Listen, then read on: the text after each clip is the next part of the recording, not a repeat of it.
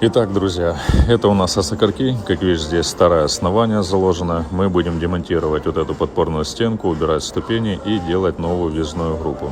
Здесь тоже не вижу смысла от этой ступени, поэтому сделали вот так.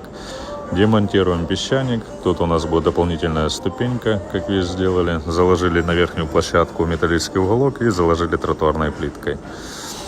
Все это добро вышло нам 104 тысячи гривен по работе. У нас здесь вышло 110 метров квадратной плитки, установка бордюра у нас вышла 72 метра, горцовки тоже 110.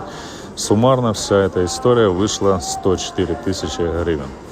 И давай посмотрим на конечный результат. Вот у нас конечный результат. Клиент остался очень доволен. Клиент, конечно, очень сильно переживал за всю историю. И договор, и роспись под денежку, и все как надо. Но остался доволен, написал спасибо. Так что двигаемся дальше.